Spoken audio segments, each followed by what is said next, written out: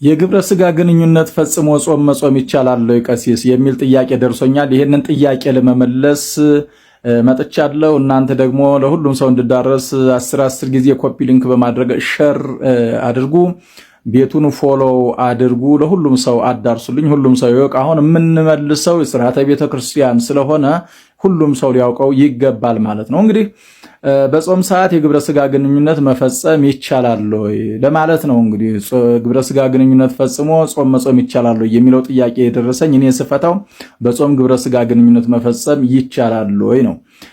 በጾም ሰዓት የግብረ ስጋ ግንኙነት የማይፈጸምበት ምክንያት አለ። ምን አይነት ምክንያት ነው ከተባለ ጾም ነው። በጾም ሰዓት ተድላ ነፍስ ነው የሚደረገው እንጂ ተድላ ስጋ አይደረግም፣ ወይም የነፍስ ደስታ ነው እንጂ የስጋ ደስታ አይደረግምና የግብረ ስጋ ግንኙነት አይፈጸምም ነው አስተምረው። እነዚህም ደግሞ የሚከለከልበት የግብረ ስጋ ግንኙነት የሚከለከልባቸው ጾሞች ማንና ማን ናቸው ከተባለ ሕማማት፣ አብይ ጾምና ዓርብና ረቡዕ ናቸው። በተለይ በጥብቅ የተከለከለው 5ቱ ሕማማት ነው ማለት ነው። ፍትሐ ነገሥት አንቀጽ 15ን በሙሉ ማንበብ ትችላላችሁ ገብታችሁ። ፍትሐ ነገሥት አንቀጽ 15 የተከለከለው ሕማማትን ነው፣ በማስጠንቀቂያ የተከለከለው ሕማማት ነው። ከዛ ውጭ ግን የስጋ ድካም ካለ ወጣ ገባ ማለት ካለ ይህንን ነገር ከነፍስ አባታችን ጋር በመመካከር እንደ አቅማችን ነው መጾም ያለብን እንጂ የግድ እንደው እንዳባገሌ ብለን 7ቱንም አጽዋማት ከሚስቶቻችን ጋር ከተለየን 7ቱንም አጽዋማት ከባሎቻችሁ ጋር ከተለያችሁ አንዱ አካል አልችልም ካለ ሊፍረከረክ ስለሚችል ይሄንን ጥንቃቄ ማድረግ ያስፈልጋል ማለት ነው።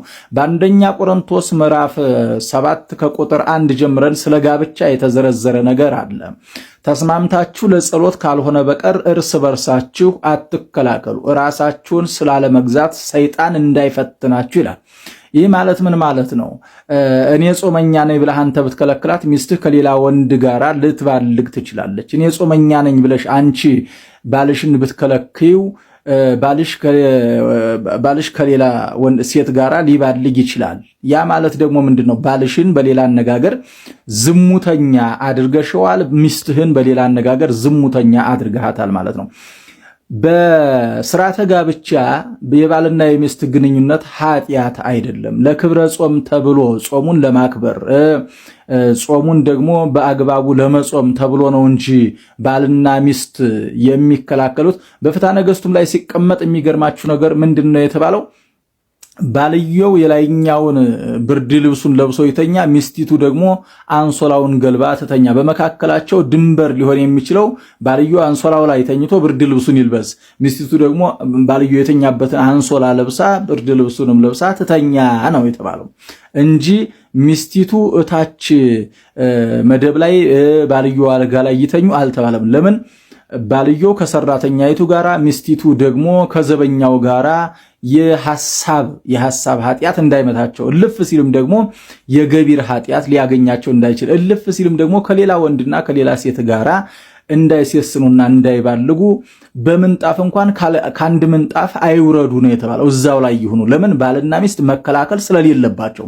ባልና ሚስት ወንድዩ አልችልም ካለ ወይም ሚስቲቱ አልችልም ካለች ከጾሙም ከጸሎቱም ከሁሉም ነገር ጋብቻው ስለሚበልጥ ጋብቻውን መጀመሪያ መሸፈን ያስፈልጋል ማለት ነው።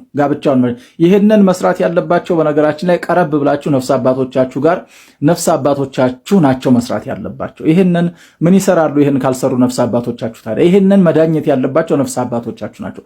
ስለዚህ ይህንን አቅም የሌለው ሰው የማይችል ሰው ካለ ጋብቻው የተመሰረተው የመጀመሪያው ነገር ዝሙትን ለመከላከል ስለሆነ ሚስቱ ከከለከለችው ከሌላ ሴት ጋር ሄዶ ከ3 ከ4 ሴቶች ጋር ዝሙት ሊሰራ ስለሚችል ዝሙት ከሚሰራ ደግሞ በሕግ ከተፈቀደችለት ከሚስቱ ጋር ፈጽሞ መጾም ይችላል ነው።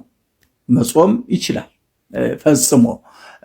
ቢሆን ግን እንደ ታላላቆቹና እንደ ጠንካሮቹ ክርስቲያኖች በጾም ሰዓት ይህንን የግብረ ስጋ ግንኙነት ትተን ብንጾም ይመረጣል ማለት ነው። ትተን ብንጾም ይመረጣል። ነገር ግን በሕማማት ወቅት ግን ይሄ ነገር መፈጸም የተከለከለ ነው። ፍትሐ ነገሥት አንቀጽ 15 ላይ ገብታችሁ ማየት ትችላላችሁ። የተከለከለ ነው። በፍትሐ ነገሥቱ አንቀጽ 15 የተከለከሉት እነዚህ አብይ ጾም፣ ረቡዕና ዓርብና ይሄ ሕማማት ነው። ሕማማትን ግን በጣም አጥብቆታል። እነዛኞቹን ላላ ሲያደርጋቸው ሕማማትን በደንብ አጥብቆታል ማለት ነው። እና እዚህ ላይ ጥንቃቄ ማድረግ ያስፈልጋል። የግብረ ስጋ ግንኙነት ፈጽሜያለሁ፣ ዛሬ በቃ ጾሜን ሽሬያለሁ፣ ካሁን በኋላ መብላት ነው አይባልም። ፈጽመህ ትጾማለህ። ነገር ግን ወደ ጠንካሮቹ ክርስቲያኖች ቀስ በቀስ ታድጋለህ ማለት ነው። ቀስ በቀስ ለምን ጠንካሮቹ ክርስቲያኖች 7ቱን አጽዋማት ያለ ግንኙነት ይጾማሉ።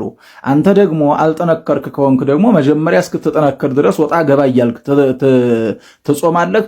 ስትጠነክር ደግሞ ምንድን ታደርጋለህ? እንደ ጠንካሮቹ ክርስቲያኖች ከሚስትህ ጋር ተመካክረህ ቀጥ ብለህ ትጾማለህ ማለት ነው። ስትከላከሉ ግን በዚህ በአንደኛ ቆሮንቶስ 7 ላይ እንደተጠቀሰው ሰይጣን ሊፈትናችሁ ስለሚችል ይሄ ጥንቃቄ ማድረግ ያስፈልጋል። በተረፈ ደግሞ ከነፍስ አባታችሁ ጋር ቅረቡና ነፍስ አባቶቻችሁ የሚሏችሁን ስሙ። ነፍስ አባቶቻችሁ ትዳሩን እንዲፈርስ በእርግጠኝነት አይመክሩም። እንዲህ ብታረጉት እንዳብታረጉት ብለው መፍትሄ ይሰጣሉና ስለዚህ ጾሙን በንጹህ መጾም ቢቻል ጥሩ ነው። በንጹህ መጾም ካልተቻለ ደግሞ የግድ የባልና የሚስት ስራው እየተሰራ ጾሙ መጾም አለበት ማለት ነው። ከሕማማትና ከአብይ ጾም ውጭ ካልተቻለ ደግሞ ከሕማማት ውጭ ባለው ማለት ነው። ስለነበረን ጊዜ ልዑል እግዚአብሔር ስሙ የተመሰገነ ይሁን።